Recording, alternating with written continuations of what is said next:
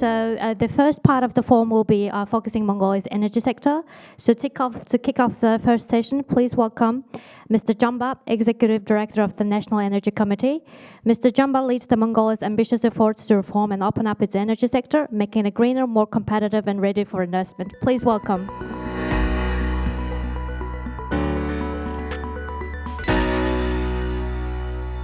Okay, good morning, everyone.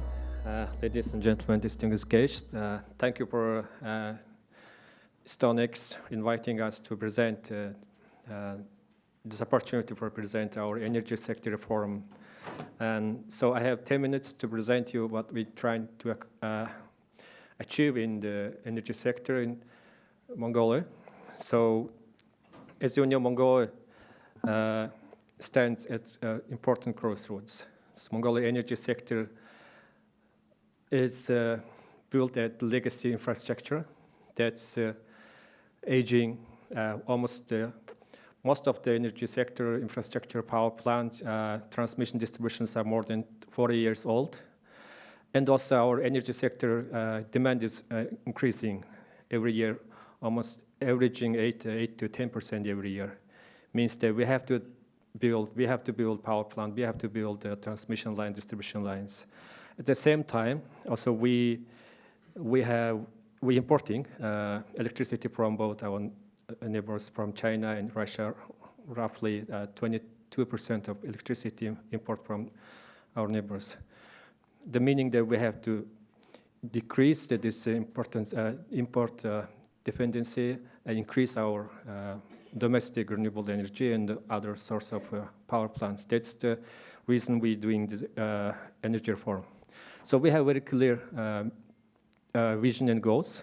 As you can see that the slides on that, by 2030 we'll make sure that our domestic power plant electricity demand will be supplied by domestically produced electricity, meaning that we'll reduce the import and we'll build more renewable energy with batteries, wind and solars by the 2030.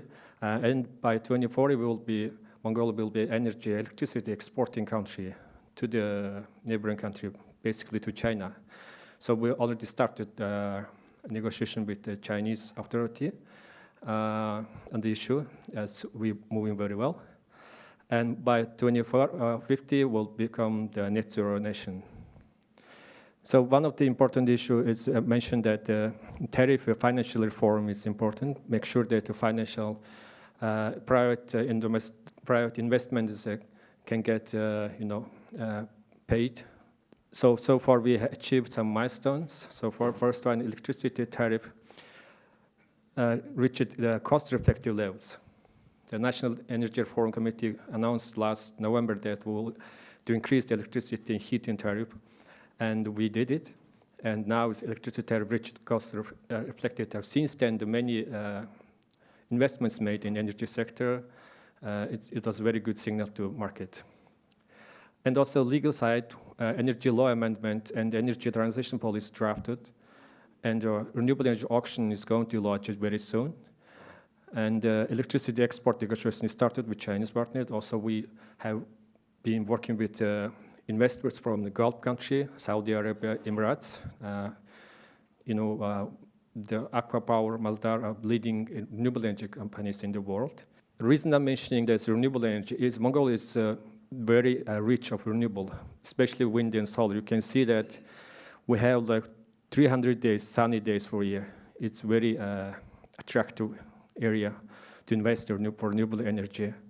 In terms of potential we have, you can see that Mongolian domestic use is just 8 terawatt-hour here, but our potential is 5,500 terawatt. It's comparing to other countries, comparing to world electricity use. 2023, it was world. We used like 28,000 terawatt-hour a year. In China, they used like 9,300. So meaning that we can provide, like theoretically, we can provide more than half of the Chinese electricity consumption from Mongolia and Gobi area. But currently, this is the situation we have now. Our installed capacity very small, like 1.1 gigawatt, basically based on the coal-fired power plants and 20% are based on renewables. What we're trying to do is by 2030 is we increase it by 3 times. We can double the current time. It will be around 4,000 megawatts.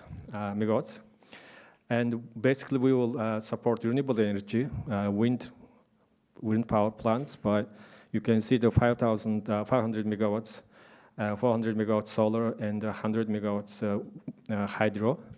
And if we accomplish all of the projects by 2030, and our target 20%, 30% target, renewable energy target will be reached by 2030. It will be reached with 23%.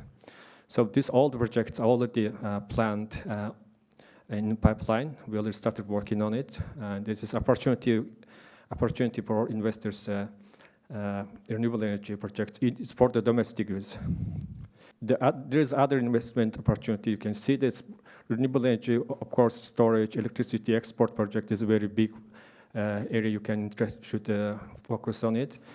Clean energy, hydrogen. So one of the interesting things is green data centers. So Mongolia is emerging as a promising location for energy efficient, renewable powered data center because, its location is a cool, dry climate. They reduce the cooling cost naturally.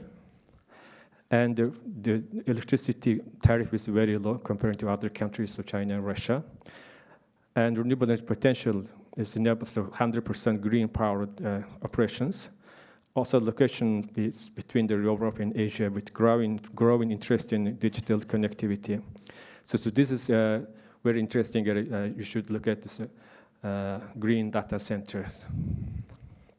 Also, legal environment incentives. So legally, I mentioned that we have the very stable renewable energy laws and grid renewable energy standards. So in the feed-in tariff, we can offer the feed-in tariff for small renewable energy projects. For the larger scale projects, we can offer the auction mechanisms for utility scale wind in transparent competitive procurements.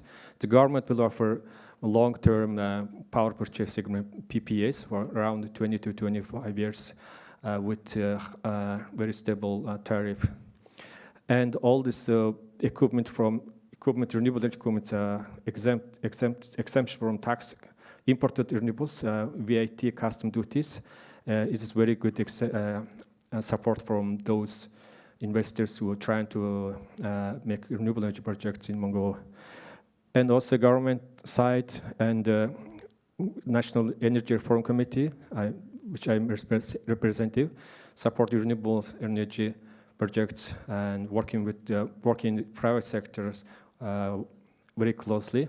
At the government side, also one-stop facilitation for investors through this Economic Development Board, EDB Mongolia, established recently. That's all for now. So thank you very much, and I'm looking forward to fruitful discussion and your questions and discussion. Thank you very much.